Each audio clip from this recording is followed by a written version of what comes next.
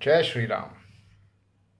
Today, the seventh day of our Ramayana recitation, or what you called the narration. Yesterday, we ended with deep sorrow.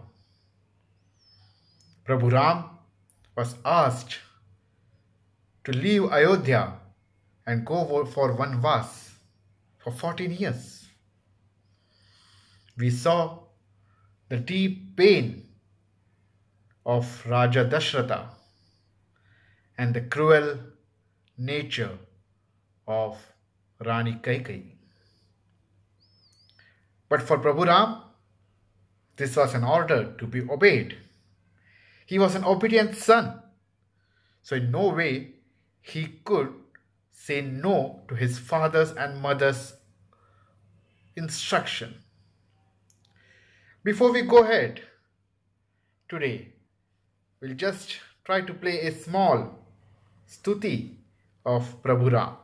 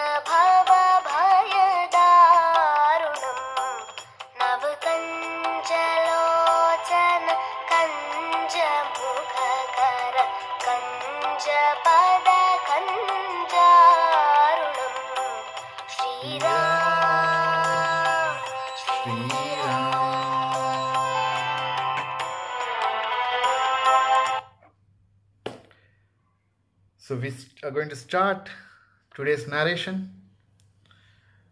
We heard the stuti of Bhagwan Ram. So let's see what's happening in Ayodhya after this deeply sorrow incident which happened yesterday when we saw Prabhu Ram being instructed to go to Vanvas. Mother Kaushalya had just finished her morning worship when Rama made his appearance before her. The pleasure of meeting the son changed in no time into a pang when he briefly presented to the mother the mandate for his retreat into the forest. The mother's position in the family was in no way enviable. King Dashratha's extraordinary attachment to the Queen Kaikeyi resulted in this unintentional indifference to Kaushalya, the first queen. Still, the magnanimous queen did not mind it, but her reaction to Rama's banishment became revealed in a plea. Rama, my dear, life is meaningful to me because of you. I would feel forlorn in your absence. If you should go away from here, please permit me to move behind in the want of the cow after the calf. The sagacious Lakshmana took the hint. He noticed he was not the only member of the family who opposed the exile of Rama. So he flared up. Oh brother, you are now the virtual king of the country. Father has outlived his period. People en bloc are anxious to enthrone you. Please permit me. I shall fight against and dispatch to the other world all those who dare dispute your rights. That's the brother's love. He could not take that his brother, who was a father figure to him, was being asked to go to the forest for Vanvas. He was ready to fight his own father. See the love which Bhagwan Ram commanded. Rama replied to Lakshmana, Hey Lakshmana, anger is the enemy of man. Enragement has clouded your discrimination. Son, is he who stakes his everything to the parents. He has nothing to claim from them. Now turning to the mother, Rama says, Satyam shall not be slighted. I am to make father man of word. Therefore, I retire into the forest to redeem him from commitment. Nothing can force me, deviate me from this decision. Father, feel pains to part with me. Mother, your presence here therefore will elevate his agony. You will please serve him in his old age. I should not delay further. Please permit me to go. Mother, oh dear Rama, do as you have decided. May you fare well wherever you go. Next came to Rama the task of trying to snatch himself away from Sita. She was anxiously awaiting his return so that he might escort her to the coronation hall. He came with a concealed heavy heart. The shrewd Sita detected it and sank down with sorrow. The would-be princess, apparent, poured forth searching questions. Where is the white umbrella? Where are the singers? Where are the holy chanters? Where is the royal pomp and the pageant? She was clueless what's happened. She was looking forward for the coronation of her husband, her beloved Rama. The stern answer was, O Sita of stout heart, my father has exiled me to the forest in response to Kaikeyi's claim of 2 promised boons. Bharata is to rule and I am to retreat. You live in peace in this palace and serve the parents-in-law. You must respect Bharata as a king. Sita could not reconcile herself with the idea of being separated from Rama. Of all relatives, the wife alone shared the fate of her husband. Sita pleaded she had not done anything wrong to deserve abandonment. In penury, as well as in palace, she was to live with her husband. She was not afraid of forest life, but if left behind by the husband, she would put an end to her life.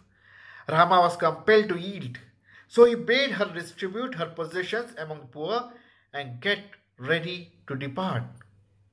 It was then left to Lakshmana to press his case. He pleaded with Rama that he should be permitted to accompany him to the woods. Firstly, it was impossible for him to serve connection with Rama. Wherever he was, inevitably the other was also there. And that was the case from childhood. Lakshmana was inseparable from Rama. He could not leave his brother. Though he was brother of Shatrughna, the twin brother of Shatrughna, the divine decision was to have Rama and Lakshmana together. How can he imagine living without Rama? Secondly, he was devotedly served the brother and his wife to guard them day and night and to procure for them forest food such as fruits and edible roots. Rama, however, was obliged to the point out to younger one another problem that bristled with difficulties. Bharata would be busy with statecraft. Mother Kaushalya and Sumitra would have none to look after them. They would feel stranded. Lakshmana would therefore do well to stay behind and serve them. But that earnest youngster clarified that issue, stating that Mother Kaushalya would rise equal to any situation if at all developed. Whereas his being by the side of the brother in this wild forest was much more indispensable. Rama approved of his idea and asked others to distribute their personal belongings among the poor and procure their celestial weapons that were kept in the custody of the preceptor. The 3 subsequently set out to bid farewell to the king before commencing the exile. On the street, they no more saw the joyous crowd hailing them, but the weeping faces strewed here and there. Vivid was the contrast between the serenity of the 3 faces and the sorrow of the concourse. Rama appeared before the king and bowed from a distance. He said, Pitashri, we seek your permission to depart. Sita and Lakshmana are accompanying me. They insist on doing so. Pray, give us your benediction and permit us to depart. Dasharatha was already broken. Hey Rama, I am bound by the bones I had given to Kaikeyi. But I swear you, I did not intend this base act of banishing you. Do stay this night here with me. Let my eyes be filled with the divine sight of you. Before the dawn tomorrow, you may leave. The father is asking his son to stay back for one night. Dasharatha knew his life was coming to an end. He might not be able to see his son. Think about that situation where he knows that it's going to be one last time. And in front of him is his son, the beloved Rama, the inseparable father and son. Today, they have to separate. And that's life. Nothing is permanent. Neither the joy, neither the sorrow. The people around you, your friends, your relatives, your family members, no one can stay with you forever. Accept this truth. It's very important to understand. If you start having attachment, the sorrow will be 10 times more. Understand the truth. Everyone has to go. Everyone has to separate. But enjoy the time which you have with them. God has given you particular time period which you spend with your parents, which you spend with your siblings, your children. During those times, try to be happy so that when the divine decision happens of separating you, you are contented that you spent good time and earned good memories during those periods. Rama said, okay, coming back to our narration, answering Dasharatha, Rama said, the pang of separation does not become joy by postponement. As your devoted son, it is my duty to redeem you of your pledge. So I bid adieu just now as demanded by Mother Kaikeyi. Please send for Bharata at once and make good the other pledge. I have no desire for throne. Now the king wanted to send big and well-equipped entourage with Rama to the forest. But the all-renouncing Rama viewed it as a covetous and preferred to go into mendiancy. That was exactly what Kaikeyi wanted, and she provided the two sons with the bark attire, the mark of austerity. She delighted in demeaning Rama this way, but he delighted donning himself in the crude garments of the rishi. Sumitra, the mother of Lakshmana, was the last member of royal family, from whom the departing trio took leave, touching her feet. Her charges to Lakshmana was serene. Hey Lakshmana, Mother Sumitra is saying this to Lakshmana.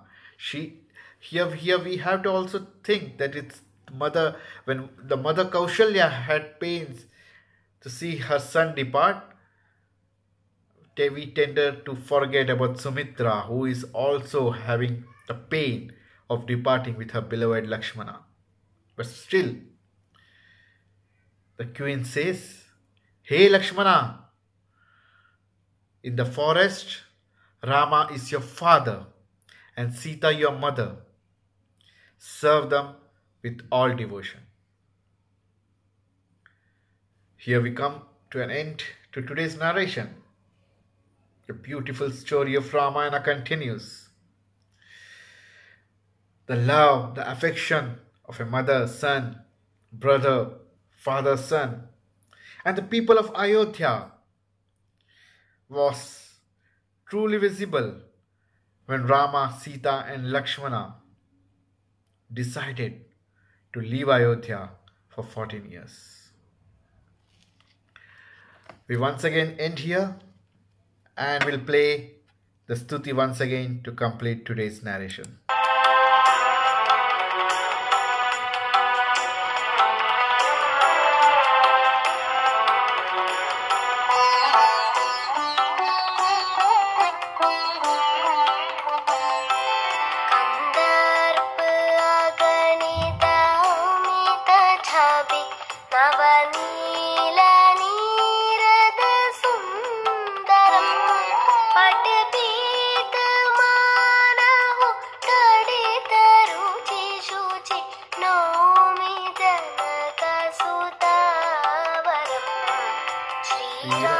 Ramchandra कृपालु भजमन हरण भव भयदारुणम्